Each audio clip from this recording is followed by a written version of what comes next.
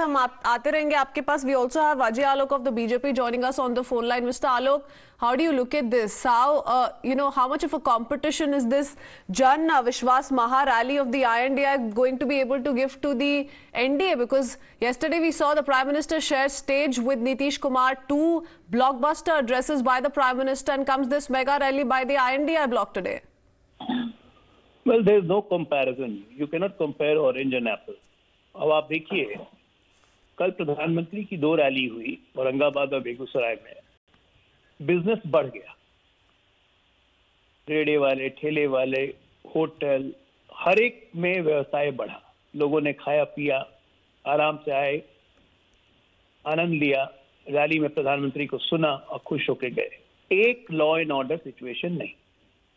ये हुड़दंगियों की, घमंडियों की रैली है. पूरे पटना का एक एक दुकान बंद है, डर के मारे कि कौन छीन लेगा, कौन लूटपाट कर लेगा.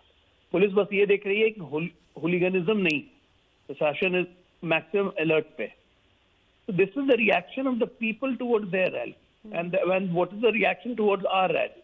That itself is the perception that when this घमंडिया comes, there is going to be a state of chaos. People are not ready to accept the state of chaos.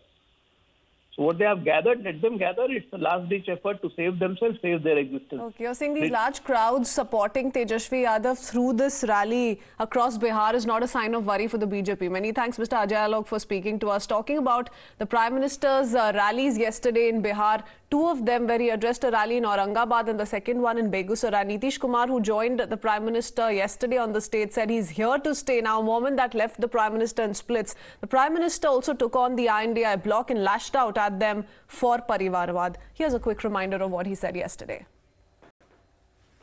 आप पहले आए थे, इधर हम गायब हो गए थे, तभी हम फिर आपके साथ हैं. हम आपको आश्वस्त करते हैं कि अब इधर उधर होने वाले नहीं हैं.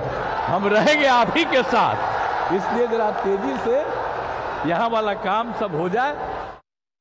बिहार में परिवारवादी राजनीति हाशिए पर जाने लगी है. मां बाप से विरासत में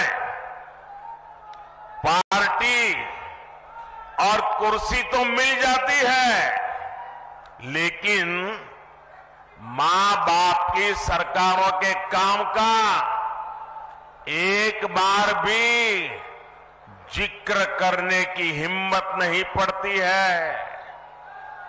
ये है परिवारवादी पार्टियों की हालत. मैंने तो सुना है कि इनकी पार्टी के बड़े बड़े नेता भी इस बार बिहार में लोकसभा का चुनाव लड़ने के लिए तैयारी नहीं हो रहे हैं. और मैंने तो पार्लियामेंट में कहा था कि सब भाग रहे हैं. आपने देखा होगा, अब लोकसभा का चुनाव लड़ना नहीं चाहते, राज्यसभा की सीटें खोज रहे हैं लोग. जनता साथ देने को तैयार नहीं है.